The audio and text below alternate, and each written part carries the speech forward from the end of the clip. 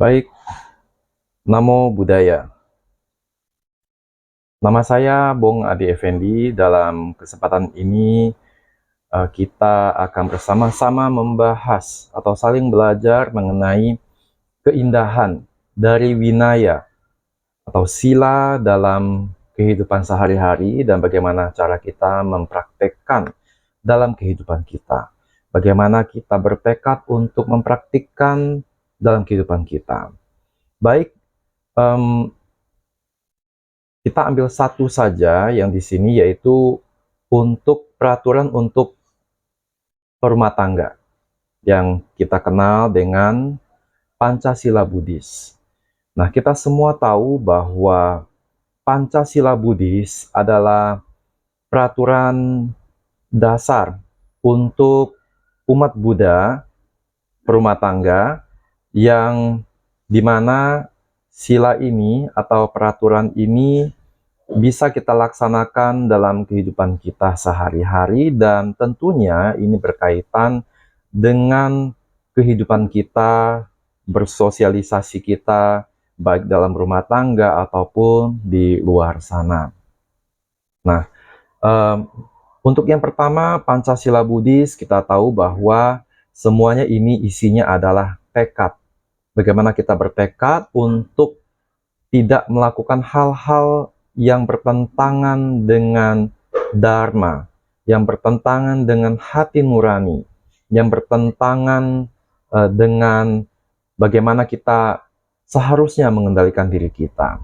Yang pertama yaitu aku bertekad, ya, atau aku bahasa awamnya aku berjanji untuk menghindari pembunuhan.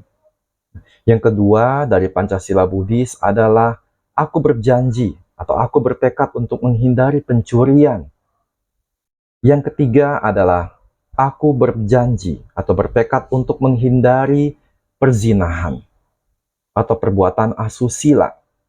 Yang keempat adalah aku bertekad untuk menghindari perkataan yang tidak benar. Dan yang kelima dari Pancasila Buddhis ini adalah aku bertekad untuk menghindari mengkonsumsi atau menikmati zat-zat yang dapat melemahkan kesadaran. Jadi isi dari Pancasila Buddhis ini poinnya adalah 5 tadi, tetapi dalam beberapa perkataan mungkin disesuaikan karena kebutuhan atau perkembangan atau pemahaman literasi dari zaman ke zaman. Nah, kita akan kembali ke Pancasila Buddhis sila pertama, yaitu bagaimana kita bertekad untuk menghindari pembunuhan. Nah, sebetulnya ini adalah mengandung arti lebih kepada kita bagaimana mengembangkan cinta kasih. Mengembangkan cinta kasih dan welas asih kepada semua makhluk. Cinta kasih di sini adalah cinta kasih yang universal. Cinta kasih yang bebas dari semua dualisme. Cinta kasih yang tidak terikat akan adanya wujud rupa ataupun hal-hal yang bersifat dualisme duniawi ini. Jadi cinta kasih di sini ibarat cinta kasih dari seorang ibu kepada anaknya. Cinta kasih dari alam semesta, langit, bumi kepada semua makhluk tanpa membedakan siapapun itu. Nah, inilah sifat cinta kasih yang harus kita kembangkan. Tentu saja kita meyakini bahwa setiap manusia adalah benih Buddha. Setiap manusia adalah calon Buddha. Oleh karena itu, setiap manusia juga memiliki sifat atau watak Buddha Bodhisattva dalam dirinya. Ya, jadi sehingga kita tinggal mengembangkannya. Cinta kasih sudah ada, kita sudah memiliki akar cinta kasih dalam diri ini. Hanya bagaimana kita melatih dan mengembangkannya, nah sehingga kita bisa memancarkan cinta kasih ini kepada semua makhluk. Nah, dengan semakin besarnya cinta kasih, maka kita akan semakin bisa menghindari pembunuhan. Nah, kalau kita berbicara tentang pembunuhan di sini, mungkin yang ada di benak kita adalah kita melakukan pembunuhan, mengambil senjata tajam atau mengambil senjata melukai orang lain atau makhluk lain. Tetapi sebetulnya tanpa kita sadari, sadar atau tidak sadar, ya kita kadangkala mungkin ya juga sedikit banyak ya mau dibilang terlibat juga ya sekian persen. Misalnya kita melukai orang lain, ya kita terlibat, misalnya kita terlibat dalam merencanakan sebuah pembunuhan, nah itu juga termasuk pembunuhan. Atau kita meniatkan untuk menghabiskan nyawa orang lain, makhluk lain, itu juga termasuk dalam pembunuhan. Ya. Atau kita juga menyadari akan mengambil keuntungan dari akibat dari pembunuhan itu. Ya. Nah, sama halnya seseorang merencanakan pembunuhan. Ia mungkin bisa saja di rumah dengan santai, ya, tidak melakukan apapun, tetapi dia sudah merencanakan itu dan pembunuhan dilakukan oleh orang lain atas kehendak dia, atas izin dia, atas pengetahuan dia, karena ia juga terlibat perencanaan pembunuhan. Ini juga termasuk seseorang terlibat dalam pembunuhan, ya. Nah, banyak orang yang mungkin berdalih untuk menghindari terlibat atau memaklumi diri sendiri untuk supaya mengatakan atau mengakui bahwa ia tidak terlibat dalam pembunuhan. Tetapi kalau di dunia ini, ya, kalau kita berbicara soal berdalih, ya, beradu komentar, tentu tidak akan habis-habisnya. Inilah yang menjadi sebab dari peperangan dan kekacauan di dunia, di masyarakat ini. Tapi coba kalau kita tilik lebih dalam lagi ke dalam hati nurani kita, ya, tidak ada sesuatu yang terjadi kalau tidak ada sebuah sebab, tidak ada akibat, tidak ada sebab.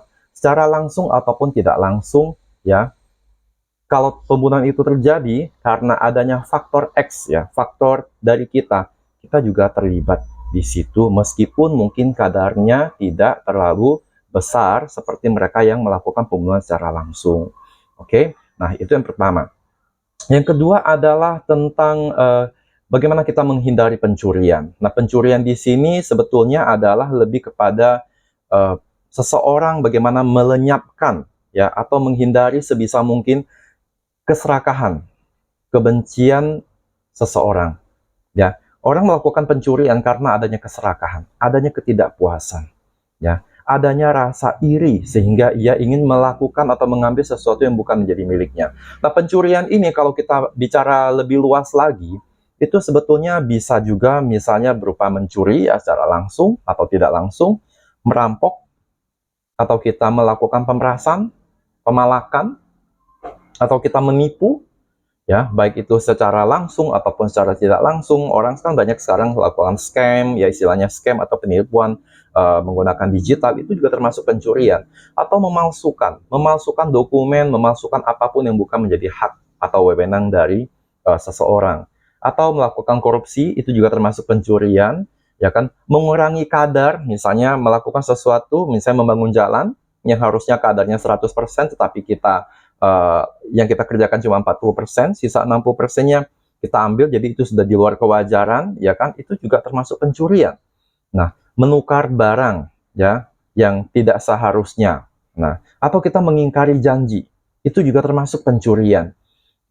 Dan juga termasuk menyelundupkan barang, itu juga termasuk pencurian. Atau melakukan bisnis atau hal-hal kegiatan atau aktivitas yang dilarang oleh pemerintah secara hukum. Nah, itu juga termasuk pencurian. Jadi, pencurian ini banyak sekali. Termasuk juga kita menjadi tukang pada, ya, kita merayu, kita mempengaruhi orang lain untuk mencuri atau menerima suap, itu juga termasuk dalam upaya dari pencurian. Jadi, sangat luas kalau kita membahas tentang pencurian ini. Baik, kita langsung saja ke yang ketiga adalah kita bertekad untuk menghindari diri dari perbuatan asusila atau perzinahan. Nah, kalau kita berbicara untuk poin yang ketiga ini, sila ketiga ini adalah berkaitan dengan bagaimana pemuasan nafsu indera. Tentu, segala sesuatu terjadi karena adanya indera kita. Ya, karena adanya pikiran ini. Nah, pikiran yang awalnya jatuh ke dalam kemelekatan. Kemelekatan itu bisa berupa wujud rupa, ya kan, misalnya kita melihat seseorang dengan sosok yang cantik atau yang tampan, ya, atau juga bisa kemelekatan akan adanya suaranya merdu, suaranya yang selalu terngiang-ngiang dalam pikiran kita, dalam benak kita, sehingga membuat kita tidur pun masih kepikiran, besok sudah berganti hari baru, kita juga tetap kepikiran, itu karena ikatan akan suara, ya kan. Nah, apapun berupa aroma, kita bertemu dengan seseorang, kita mencium ada aroma wangi tubuhnya atau parfum yang dipakai oleh orang itu, sehingga itu membuat kita memunculkan pikiran-pikiran yang negatif. Kemelekatan itu sehingga memunculkan pikiran-pikiran negatif. Ataupun sentuhan, ya. Jadi semua itu karena adanya keterikatan kita dari indera kita, lalu kita munculkan ke pikiran kita, dan hati juga timbul rasa ingin memiliki atau ingin menguasai. Nah, nafsu itu ibarat seseorang yang haus, tapi terus meminum air asin di lautan. Tidak akan pernah hilang hausnya. Jadi orang mengatakan bahwa aku sudah cukup melakukan ini, aku sudah tobat. Tapi seseorang kalau tidak betul-betul melakukan pengendalian diri, memutuskan rantai nafsu indrawi ini, maka selamanya ia tetap akan terjerumus ke dalamnya. Baik, yang keempat adalah aku bertekad untuk menghindari perkataan yang tidak benar, ya. Nah, di sini perkataan yang tidak benar ini berkaitan dengan ucapan kita. Nah, perkataan tidak benar di sini terdiri dari misalnya berbohong, memfitnah, berkata-kata kasar, ya, atau kita bergosip, menghina, meremehkan dengan perkataan, merendahkan orang dengan perkataan, atau kita berlidah dua, ya kan? Di depan iya, di belakang tidak, di depan iya, di belakang kita menjelekkan, atau kita mungkin omong kosong, atau merekayasa, atau membesar-besarkan, atau meneruskan informasi yang tidak benar tanpa kita menelusuri atau kita sendiri datang dan membuktikannya secara langsung, sehingga kita juga ikut-ikutan terbawa arus informasi yang tidak benar ini. Nah, atau ucapan yang berisi sebuah kebenaran, ucapan ini benar, tetapi disampaikan dengan cara yang tidak baik, disampaikan dengan intonasi yang tidak baik, disampaikan dengan emosi, amarah, ya, ataupun pada waktu yang tidak tepat, sehingga melukai perasaan orang, ataupun mendatangkan kesalahpahaman, ataupun menimbulkan kekisruhan. Ini juga termasuk ucapan yang tidak benar.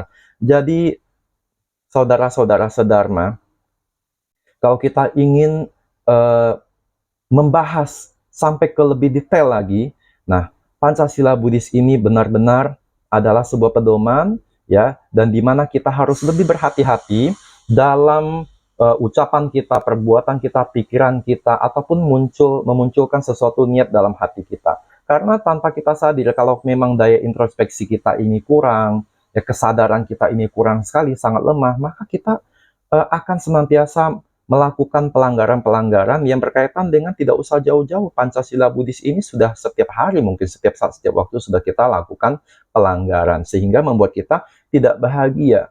Tanpa kita sadari kenapa kita tidak bahagia, tanpa kita kesadari kenapa kita tidak bisa mencapai kebijaksanaan atau ketenangan batin, ya. Kenapa kita tidak bisa lepas dari kekotoran batin? Kenapa? Karena kita senantiasa 24 jam selalu saja melanggar dari Pancasila Buddhis ini tanpa kita sadari. Jadi yang kita paham, yang kita hafal hanya 5 saja, ya. Yang 1, yang kedua, ketiga, 4, 5. Tetapi isi detail di dalamnya tidak kita renungkan, tidak kita dalami. Baik, kita langsung ke Pancasila Buddhis yang kelima adalah bagaimana kita menghindari barang-barang atau zat-zat yang dapat melemahkan kesadaran kita. Ya, memang dari kalau zamannya Sang Buddha dulu dengan zamannya hari ini, nah ini berkembang. Kalau mungkin orang dulu hanya berupa minum-minuman keras, tapi dengan adanya hari ini, ya kan, semakin marak. Ya, orang semakin menggunakan pikiran dia untuk menciptakan hal-hal yang tidak baik, yang menghancurkan kehidupan manusia lainnya, yang kita sebut hari ini dengan narkoba. Ya, nah, bagaimana mengkonsumsi makanan, minuman yang dapat menghilangkan kesadaran. Tidak hanya minuman beralkohol, tidak hanya seperti arak, ya, dan sebagainya, tetapi juga penyalahgunaan obat-obatan tanpa izin, overdosis, dengan unsur kesengajaan untuk mendapatkan kenikmatan atau efek dari obat tersebut, sehingga menimbulkan ketergantungan dan hilangnya kesadaran. Begitu juga psikotropika dan zat-zat adiktif lainnya. Nah, baik, saudara sedharma yang saya kasihi, ya, jadi sebetulnya Pancasila Buddhis ini tidak hanya untuk umat Buddha saja, untuk semua manusia, ya, mau dia agama apapun atau mungkin ateis sekalipun, kalau betul-betul dia ingin melakukan, menjalani kehidupan sesuai kebenaran, sesuai dengan hati nurani, maka Pancasila Buddhis ini adalah acuan, pegangan, ya, untuk seseorang agar bisa menjalani kehidupan ini dengan lebih baik. Nah, bagaimana kita dalam sehari-hari? Ya, kita harus senantiasa berintrospeksi diri. Kita harus belajar dari pengalaman dari orang lain, ya. Kejadian-kejadian di luar sana yang kita lihat, di sekitar kita ataupun dari medsos, ya kita bisa renungkan, kita kembalikan kepada diri kita agar kita tidak mengulangi kebodohan yang sama. Ya, dan tak hanya ya pesan mungkin terakhir ya kita sama-sama berbagi mengingatkan tidak hanya kita mematuhi atau menjalankan kehidupan sesuai dengan Pancasila Buddhis ini, tetapi alangkah baiknya, alangkah indahnya tidak hanya kita menghindari perbuatan-perbuatan, ucapan yang tidak baik atau pikiran tidak baik, tetapi kita juga harus aktif. Aktif karena kita manusia adalah calon Buddha. Dalam diri kita punya benih-benih kebudaan. Jadi jangan biarkan mustika ini hanya berdiam saja di bawah dasar gunung. Ya, kilaukan dia, pancarkan ia, agar makhluk lain, manusia, ya orang-orang di sekitar kita juga bisa merasakan gemerlap gemilau dari berlian mustika yang ada dalam diri kita. Ia adalah benih Buddha yang berdiam dalam diri ini. Dia adalah watak Buddhata, ya, yang tidak hanya menghindari semua perbuatan tidak baik, tetapi apa? Tetapi ayo kita aktif, ayo kita pancarkan, ayo kita aktif melalui ucapan kita, bertutur kata yang baik, menyemangati orang lain, ya kan? Membimbing orang lain, atau melalui pikiran kita, kembangkan dengan pikiran yang positif, berpikir hal-hal yang baik. Nah, dan menularkan pikiran-pikiran yang positif, yang sehat kepada orang-orang di sekitar kita. Begitu juga perbuatan. Kita punya dua tangan, punya dua kaki, punya badan yang saat ini. Tidak hanya cukup menghindari, tetapi ayo kita gunakan badan perbuatan ini untuk melakukan hal-hal yang positif buat orang lain. Tidak hanya dengan materi, tidak hanya dengan ucapan, tapi bisa dengan semangat, dengan otot kita, dengan kekuatan kita, ya, dengan energi yang kita miliki. Kita bisa melakukan banyak hal, sekecil apapun itu. Sekalipun Anda hanya memindahkan sebuah batu kerikil di tengah jalan. Dengan pikiran positif, Anda memikirkan takut nanti orang lewat akan tersandung atau jatuh. Akhirnya Anda menyingkirkan batu di jalan itu. Itu juga sudah termasuk Anda melakukan perbuatan baik. Anda sudah mengembangkan perbuatan baik. Tak hanya menghindari perbuatan-perbuatan tidak baik. Baik, itu saja dari saya. Inilah sisi indah dari Winaya, atau yang saya ambil di sini adalah Pancasila Buddhis yang tak bosan-bosannya, yang tak henti-hentinya untuk kita bahas, untuk kita saling bertukar pikiran, ya, untuk saling mengingatkan.